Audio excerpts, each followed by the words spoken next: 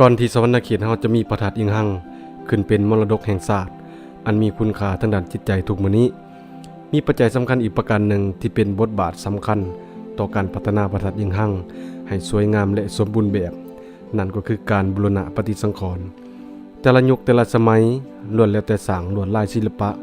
เปลี่ยนแปลงไปตามความเชื่อทางด้านศาสนาดังที่เฮาได้เห็นกันในทุกวันนี้พระธาตุอิงหังกับการบูรณะปฏิสังขรณ์จากอดีตถึงปัจจุบันได้สร้างรวมไว้6สมัยคือ 1. สมัยชนสัตว์ขอมเฮืองอำนาจ 2. สมัยอาณาจักรเล่าหลันสร้าง 3. สมัยอาณาจักรเล่าหลันสร้างล่มสลาย 4. สมัยตกเป็นหัวเมืองขึ้นของฝรั่งเศส 5. สมัยพระราชอาณาจักรลาว 6. สมัยปัจจุบันหรือสมัยสปป.ลาวรายละเอียดของการบูรณะปฏิสังขรณ์มีดังนี้ 1. สมัยชนสัตว์ขอมเฮืองอำนาจอาณาจักรสีโคตะบองเสื่อมอำนาจในปลายศตวรรษที่9หาต้นศตวรรษที่14โดยการหุกหานของชนสัตว์ขอมระหว่างนี้พระธาตุได้ถูกดัดแปลงเป็นเทวสถานของศาสนาพราหมณ์มีการสร้างเพิ่มเติมเช่นสร้างลวดลายศิลปะตามความเชื่อของศาสนาพราหมณ์โดยเฉพาะเรื่องเมถุนสังวาส 2. สมัยอาณาจักรลาวหลันสร้างเจ้าฟงมถอนนุ่มแผ่นดินลาวหลันสร้างในศตวรรษที่14เวลานั้นพระธาตุอิงหังอยู่ในการดูแลรักษาของราชวงศ์สีโคตะบองขึ้นนับแต่ปีคศ1353เจ้าฟังงมมหาราชถอนโฮมแผ่นดินลาวทั้งหมดเขาเป็นอาณาจักรลาวหลันสร้างสมัยเจ้าฟังงมมหาราชหาสมัยเจ้าวิสุณราชระยะประมาณ1ศตวรรษนี้การปกปักรักษาพระธาตุอิงหังอยู่ในความรับผิดชอบของท้องถิ่นคือชาวบ้านธาตุอิงหังปีคศ1539พระเจ้าโพธิสาราชพระองค์ได้เสด็จมานมัสการพระธาตุอิงหังพระธาตุโพนพระธาตุสีโคตะบองและพระธาตุพนมพิเศษพระองค์ได้มอบคนอุปถากหรือขาโอกาสดูแลรักษาพระธาตุไว้ทุกๆพระธาตุพระองค์ได้ทำการบูรณะสืบต่อองค์พระธาตุอิงหังขึ้นเติมอีกโดยดัดแปลงให้เป็นศิลปะลาวหลันสร้างเพื่อให้เป็นปูชนียสถานทางพุทธศาสนาในสมัยรัชกาลของเจ้าสัญญาสิทธัตถิราชพระองค์ยังได้บูรณะปฏิสังขรณ์พระธาตุอิงหังโดยเฉพาะบานซุ้มประตูพระธาตุด้านตะวันออกและถาดโพนเติมอีก 3. สมัยอาณาจักรลาวหลันสร้างล่มสลายอาณาจักรลาวหลันสร้างล่มสลายในปีคศ1829เจ้าอรวงศ์ถูกสยามจับเป็นเฉลยศึกขอหาเป็นกบฏเวลานั้นนครหลวงเวียงจันทร์ถูกสยามปุ่นสะดมวัดวะอารามถูกเผาทำลายเฮ็ดให้ธาตุอิงหังขาดการปกปักรักษา 4. สมัยตกเป็นหัวเมืองขึ้นของฝรั่งเศสดินแดนฝั่งซ้ายของแม่น้ำคองตกเป็นหัวเมืองขึ้นของฝรั่งในท้ายศตวรรษที่19หาต้นศตวรรษที่20องค์พระธาตุอิงหังในเวลานั้นถูกปกคลุมไปด้วยเครือไม้และป่าดงดิบนับแต่ปีคศ1893หาปีคศ1904พระธาตุอิงหังหกห่างพอสมควรมีเครือไม้ต้นโพน้อยพุ่มไม้ห่อหุ้มองค์พระธาตุอย่างหลวงหลายจนปิดบังความเป็นพระธาตุเจ้าหน้าที่จากสถาบันบุรพาทิตของฝรั่งเศสพร้อมโดยประชาชนชาวแขวงสวรรณเขตได้ทำการซ่อมแปลงพระธาตุขึ้นใหม่ในปีคศ1930โดยปรับปรุงรูปท้าวทวารบาลทั้ง4ทิศได้ดัดแปลงขึ้นใหม่ให้อยู่ในสภาพเดิม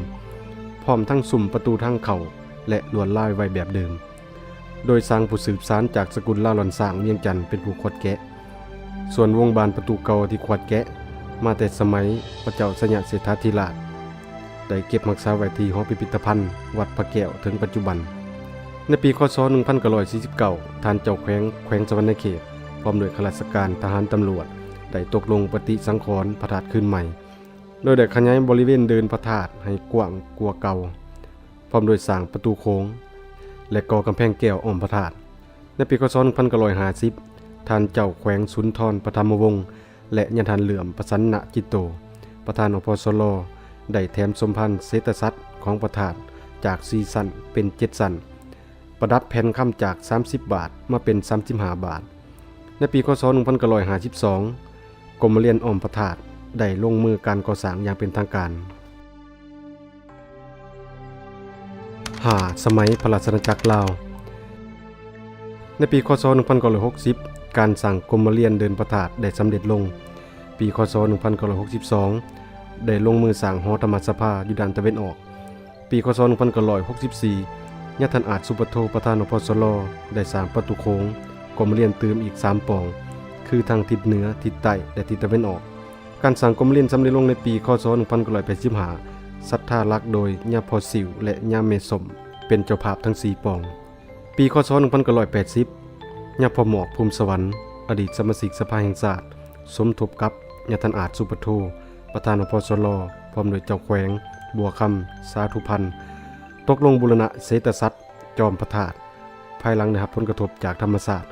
ได้สมแปลงโดยทานมั่งที่วัดสัญญภูมิพร้อมโดยแถมสมพานยอดเศรษฐศาสตร์คำจาก15 บาทเป็น50 บาทนอกนั้นได้โบกขอบวงประตูทางเขาพระธาตุใหม่และได้ประดับลวดลายดอกพักแหวนใส่ข้างซ้าย2 ดอกและอยู่เทิงขอบประตูอีก1 ดอก 6. สมัยสปป.ลาวหรือสมัยปัจจุบันในปีคศ1993รัฐบาลมีดำรัสว่าด้วยมรดกทางด้านวัฒนธรรมประวัติศาสตร์และธรรมศาสตร์เลขที่174/นย.ลงวันที่13 พฤศจิกายน 1993ได้เอาพระธาตุอิงหังเป็นมรดกปูชนียสถานทางวัฒนธรรมและประวัติศาสตร์ของศาสตร์พร้อมนั้นทางการยังได้อนุมัติเงินจำนวน30 ล้านกีบเพื่อบูรณะปฏิสังขรณ์กรมเรียนด้านตะวันตกเฉียงเหนือพร้อมด้วยพระราชิมาที่สุดโทรมข้างพระธาตุให้อยู่ในสภาพเดิมโดยมีศรัทธาจากพระสงฆ์และชาวบ้านพร้อมกันเอาดินกระเบื้องลายมาปูเดินพระธาตุด้านในเฮ็ดให้บริเวณด้านในกำแพงแก้วของพระธาตุเปลี่ยนจากรูปเดิมมาเป็นสีสันแบบสมัยใหม่ต่อมาได้เทปูซีเมนต์คัดหยาบแทนวันที่2 มังกรปี 1995ได้นำเอาพันธุ์ใหม่ตระกูลตาลจำนวน10 ต้นปลูกใส่ด้านตะวันตกของพระธาตุและได้มีการประดับประดาบริเวณเดินพระธาตุโดยการปลูกดอกไม้จัดสีสันเป็นระเบียบติดตั้งไฟฟ้าให้มีแสงสว่างและก่อสร้างน้ำพุตื่ม2 บ่อนการปรับปรุงภูมิทัศน์พระธาตุอิงหังเพื่อติดพันกับการส่งเสริมและรองรับปีท่องเที่ยวลาวปี 2018ในโอกาสที่รัฐบาลแห่งสปป.ลาวได้มีนโยบายส่งเสริมให้ปี 2018เป็นปีท่องเที่ยวลาวแขวงสะวรรณเขตมีหลายกิจกรรมเด่นเพื่อเป็นการดึงดูดนักท่องเที่ยวให้มาเที่ยวชมและพักเช้าที่สะวรรณเขตหลายขึ้นฉะนั้นในปี 2017 และ 2018 นี้นอกจากการก่อสร้างปรับปรุงพื้นฐานโครงสร้างในบรรดาแขนงการต่างๆแล้วยังได้มีการบูรณะปฏิสังขรณ์และปรับปรุงพัฒนาแหล่งท่องเที่ยวทางด้านประวัติศาสตร์ธรรมศาสตร์และวัฒนธรรมหลายๆแห่งเช่นพระธาตุโพนเมืองไซปูทองพระธาตุนางลาวเมืองวิลาบุรีพระธาตุอิงหังนครไกรสอนพรหมวิหารวัดตาแล้วเก่าเมืองจำพรและสถานที่อื่นๆอย่างหลวงหลายและยันนี่แม่นท่านสันติภาพพรหมวิหารเป็นเจ้าแขวงท่านคำพูนตุปิทูลห้องเจ้าแขวงทั้งเป็นประธานคณะกรรมการคุ้มครองมรดกขันแขวงตามหลักการในการบูรณะปฏิสังขรณ์มรดกสถานแต่ละแห่งนั้นขั้นตอนทำอิฐเป็นการสำรวจทางบูหานวิทยาเกี่ยวกับฐานโครงสร้างของมรดกสถานเพื่อพิสูจน์หลักฐานในการจัดระบบโครงสร้างขันพื้นดินเทคนิคในการก่อสร้างของสถานบูหานนั้นทั้งเป็นการเทียบเคียงประเมินยุคสมัยที่เพิ่นก่อสร้างให้ชัดเจนขึ้นโดยอิงใส่หลักฐานทางด้านวัตถุบูหานหลักฐานทางด้านศิลปะสีมือสร้างและสถาปัตยกรรมดังกล่าวจึงสามารถกำหนดแนวเวียกวัสดุแบบวิธีการบูรณะปฏิสังขรณ์ให้ใกล้เคียงกับแบบดังเดิมที่สุดเพื่อรักษาได้คุณค่าทางด้านวัฒนธรรมของยุคสมัยนั้นๆให้สมกับคำว่า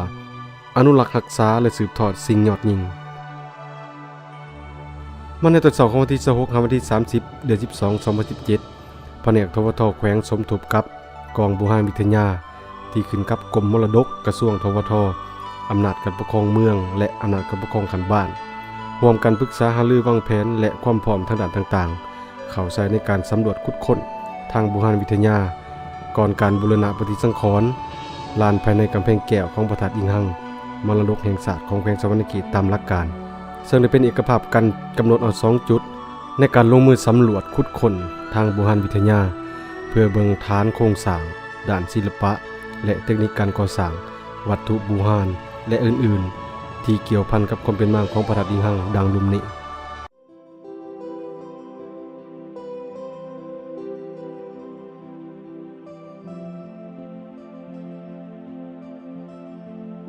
จุดที่1เลือกสุ่มประตูด้านหน้าทางด้านทิศตะวันออกซึ่งมีขนาดความกว้างของหลุม120 เซนติเมตรยาวออกไปฮอดกำแพงแก้ว ท่านปอท่องฤทธิ์หลวงโคตรผู้เชี่ยวชาญด้านโบราณวิทยาหัวหน้ากองโบราณวิทยากรมมรดกกระทรวงทวทหัวหน้าทีมสำรวจในการยังยืนว่าได้พบห้อยทางเขาประตูเก่าเฮ็ดด้วยแทนหินทรายขนาดใหญ่2แทน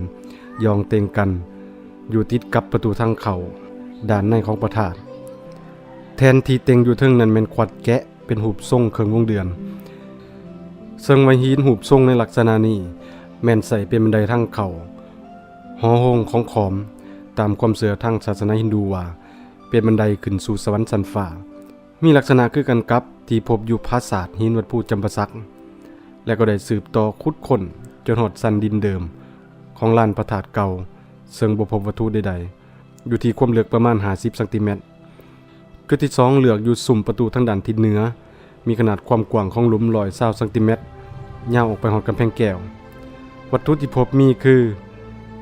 แทนหินทรายขนาดใหญ่1แทนติดกับฐานมีหูปทรงขวัดแกะเป็นหูปเครื่องวงเดือนโดยมีสภาพแตกหักออกด้านหนึ่งนอกจากนั้นยังได้พบวัตถุอื่นๆอีกคือดังหลุมนี้เหรียญเงินปอง1อันผลิตในช่วงปี1940คาดว่าแม่นศรัทธาเอามาบริจาคและฝังลงในระยะบูรณะในปี1950เป็นต้นมา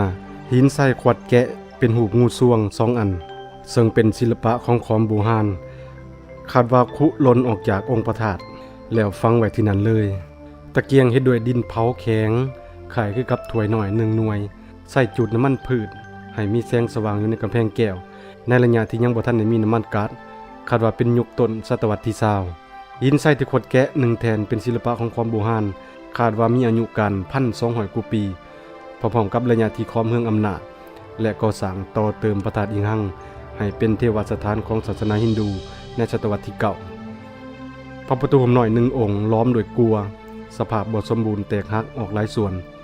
คาดว่าเป็นศิลปะล้านสร้างในศตวรรษที่16ที่พระครูพลสเมกยอดแก้วนำมาบูรณะพร้อมกันกับพระธาตุพนมในปี1690หาปี1693ในระยะภายหลังที่เจ้าสุริยาวงศากษัตริย์แห่งล้านสร้างที่รุ่งเรืองศิวิไลได้สิ้นพระชนม์หินจากห้วยห้องที่ขวัดแกะสลัก1หน่วยเป็นศิลปะของโบราณอายุ1,000 กว่าปีสิ้นส่วนเฟื่องให้แตกจำนวนหนึ่งคาดว่าเป็นศิลปะล้านสร้างในศตวรรษที่16ปัจจุบันวัตถุดังกล่าวแม้นได้รับการขึ้นบัญชีและเก็บรักษาไว้บอนปลอดภัยเพื่อสร้างเงินไขในการจัดวางแสดงหรือสร้างเป็นพิพิธภัณฑ์กับที่ของพระธาตุหรือสร้างเป็นพิพิธภัณฑ์กับที่ของพระธาตุอิงหังในอนาคตนอกจากนี้คณะกรรมการก็ได้เข้าสำรวจจัดสรรวัตถุโบราณที่อยู่ในโกนธาตุพร้อมทั้งเฮ็ดอนามัยความสะอาดเติมอีกอันพิเศษแม้นได้พบเห็นเทวรูปขนาดใหญ่ของศาสนาฮินดูที่แกะสลักด้วยหินทรายและเทวรูปพระเทพวิษณุมีนาคปกพร้อมแทนตั้งขนาดกลางคืนกับอยู่พระธาตุเชิงซุมสกลนครประเทศไทยในปัจจุบันการสำรวจทางโบราณวิทยาในครั้งนี้มีคุณค่าอย่างใหญ่หลวงทางด้านประวัติศาสตร์ศิลปกรรมสถาปัตยกรรมที่เก่าแก่และล้ำค่าเป็นการไขปริศนาที่มีมาหลายพันปีอยู่สันพื้นดินและวัตถุโบราณที่พบเห็นได้บ่งบอกว่าพระธาตุอิงหังสร้างมาตั้งแต่สมัยอาณาจักรสีโคตบูรณ์หุ่งเฮืองจากนั้นมีชนสัตว์ขอมมาสร้างเติมแล้วสมัยอาณาจักรเหล่านั้นสร้างได้สืบต่อปฏิสังขรณ์ชาวสวรรณเขตเป็นผู้สืบต่อบูรณะและปกปักรักษาโดยแห่งศรัทธาอันแก่กล้าแต่อดีตมาฮอดปัจจุบันตำนานเล่าลือที่ว่าภายในบริเวณกำแพงแก้วของพระธาตุอิงหังเพิ่นบ่อนุญาตให้มียิ่งเข้าไปย้อนมีพระพุทธรูปและสิ่งศักดิ์สิทธิ์เครื่องคำของคุณที่สมบูรณ์แล้วฝังลงบริเวณนั้นมาฮอดในเวลานี้พิสูจน์ว่าเป็นความจริงแล้ว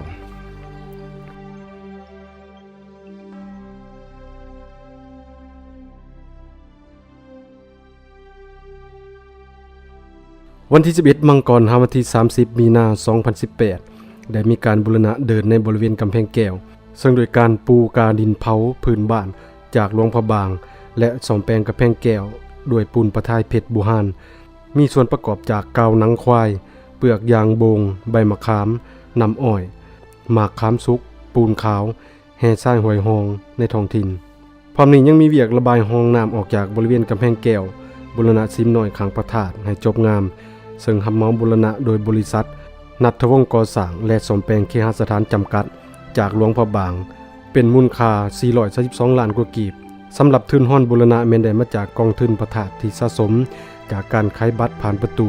พิธีกรรมและการบริการต่างๆบวกกับการแผ่ศรัทธาจากพุทธศาสนิกชนนิติบุคคลทั้งภายในและต่างประเทศเติมขึ้นอีกเส้นวันที่28กุมภาพันธ์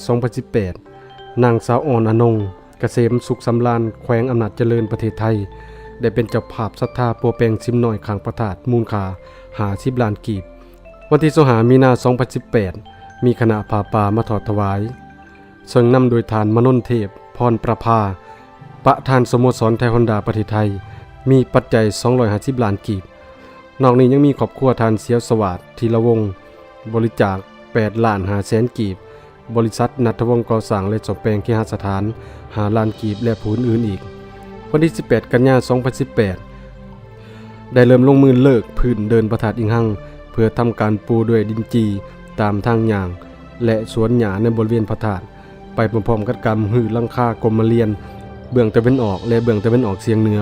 ที่โครงหลังคาสุดโทรมโดกหักดินกระเบื้องก็คูหล่นลงหลายจุดตามกาลเวลา